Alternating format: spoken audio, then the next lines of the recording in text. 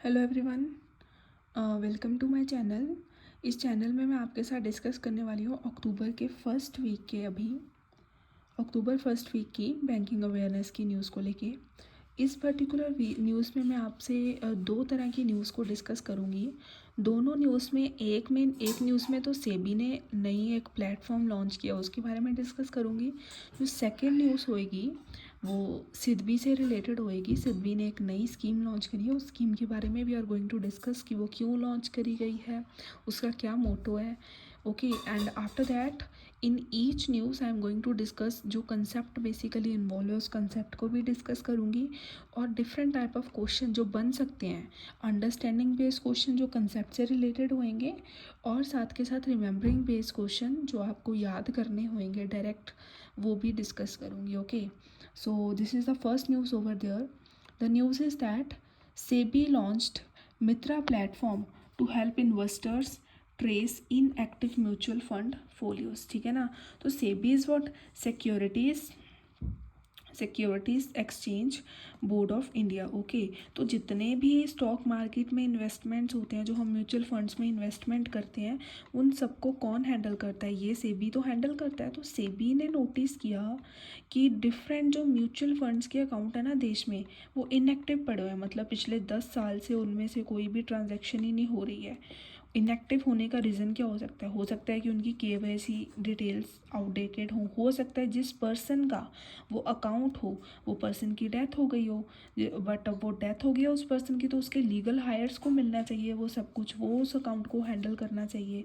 तो इसलिए इस चीज़ को नोटिस करते हुए सेबी ने लॉन्च किया है एक platform. That platform is Mitra platform. The full form of the Mitra platform is mutual fund investment trading and retrieval assistance. Retrieval मतलब फिर से वापस लेना, डोरमेट अकाउंट्स को फिर से चालू करने के लिए हेल्प करने वाला ये डिजिटल प्लेटफॉर्म है। Okay, so some of the mutual fund accounts of some users remain inactive for years. Inactive रहते हैं ईयर्स तक ड्यू टू आउटडेटेड, हो सकता है आउटडेटेड केवाईसी डिटेल की वजह से हो सकता है, और डेथ ऑफ द पर्सन की वजह से ये आउटडेटेड हो सकते हैं। सो मित्रा जो है वो हेल्प करेगा इन्वेस्टर्स को फिर से रिक्लेम करने के लिए, रिट्रैक करने के लिए अपने अनक्लेम्ड म्यूचुअल फंड्स फोलियो को। Okay, so this is all about the news that I have discussed with you. Securities Board Exchange of securities exchange board of India से रिलेटेड जो नया इन्होंने डिजिटल प्लेटफॉर्म लॉन्च किया, that I have discussed. Question क्या आ जाता है? एक तो बेसिक अंडरस्टैंडिंग बेस्ड क्वेश्चन यहाँ पे ये जो बनता है कि आपको पूछ लेंगे कोई भी अकाउंट, अब यहाँ पे म्यूचुअल फंड अकाउंट की बात करी गई है, आपका बैंक अकाउंट डिपॉजिट एफडी होगी, वो डॉर्मेट कब होगी? जब आपको इनएक्टिव कब उसको बोला जाएगा? डॉर्मेट कब बोला जाएगा? जब लंबे टाइम तक यूज़ नहीं किया आपने, सिंपल। सेकंड कि उसके लिए पिछले जो म्यूचुअल फंड्स अगर इनएक्टिव पड़े हैं तो उसके लिए क्या नया एक्शन लिया गया है रिसेंटली? तो एक तो आ गया ना, सेबी ने इंट्रोड्यूस किया है मित्रा प्लेटफॉर्म। सिमिलरली अगर हमारा बैंक अकाउंट जो है वो इनएक्टिव पड़े हुए हैं, हमारे पास इनएक्टिव बैंक अकाउंट है, डॉर्मेट है, तो उसको लेके क्या एक्शन लिया गया है? किसने एक्शन लिया है? रिजर्व बैंक ऑफ इंडिया ने एक्शन लिया है। तो उसके बैंक अकाउंट अगर इनएक्टिव पड़े हैं तो उससे रिलेटेड भी न्यूज़ जो है रिसेंटली आई है in the October week only. And उस न्यूज़ का जो लिंक है I am going to share in description, so that आप इस न्यूज़ के साथ उसको भी देखो कि क्या क्या डिफरेंट एक्शंस लिए जाते हैं अगर कोई भी अकाउंट जो है वो इनएक्टिव या डॉर्मेट रहता है।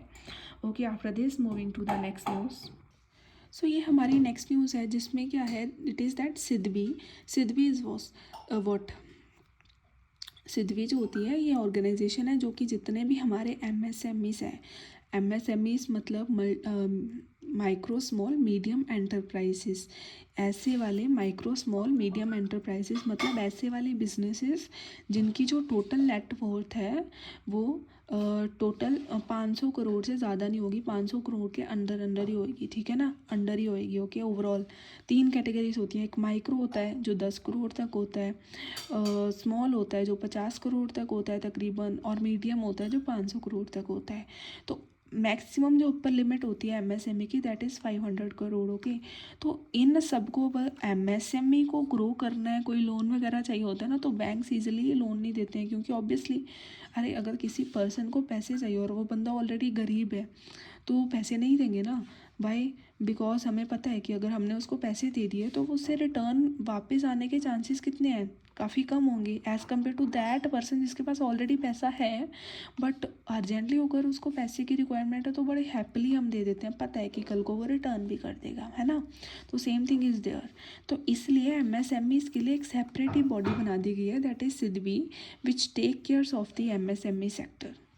तो ये जो सिडबी है ना, सिडबी ने एक नई स्कीम लॉन्च करी है recently, and that scheme is दिया, ये दिया। ओके, इस स्कीम की फुल फॉर्म क्या है, it is development of industry association. तो हुआ क्या, स्टोरी ये है कि सितंबर 2025 के लास्ट वीक में न्यू दिल्ली में नेशनल कनक्लेव हुआ था, मतलब जितने भी हमारे एमएसएमईज़ की एसोसिएशंस बन रखी हैं कंट्री में, उन एसोसिएशंस के रिप्रेजेंटेटिव्स आए थे न्यू दिल्ली में।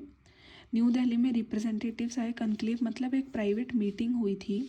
उस मीटिंग में जो हमारे सेक्रेटरी हैं मिनिस्ट्री ऑफ फाइनेंस के, मिनिस्ट्री ऑफ फाइनेंस के अंदर डिपार्टमेंट ऑफ फाइनेंशियल सर्विसेज आता है, उनके जो सेक्रेटरी हैं एम नागाराजू, उन्होंने उस कॉन्क्लेव में ये स्कीम को बताया, स्कीम के बारे में बताया, और उन्होंने बोला इस स्कीम के तहत हमें दो तरीके से मदद कर मिलेगी।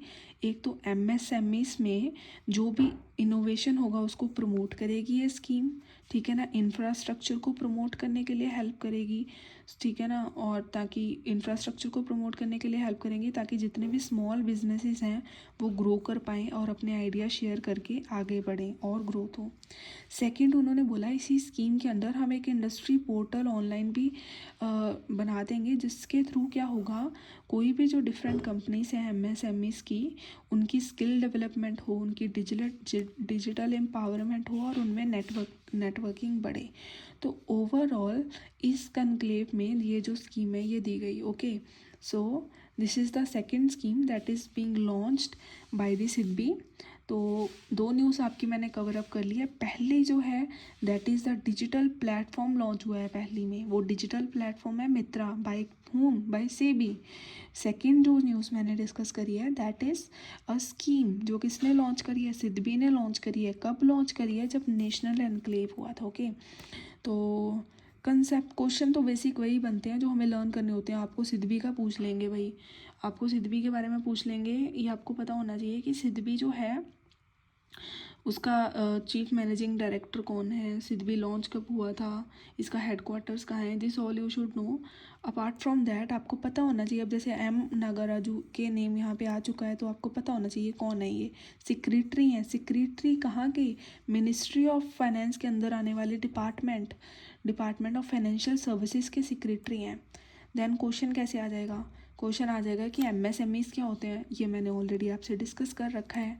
एमएसएमईज़ क्या होते हैं डिटेल में पुरानी वीडियोस में। Okay, so another question that can be asked is कि ये जो नई स्कीम लॉन्च करी है इस स्कीम के कुछ फीचर्स बताओ। तो this is the purpose and this are the features of this particular scheme that you can mention in your answers. Okay, so that's it about this particular video.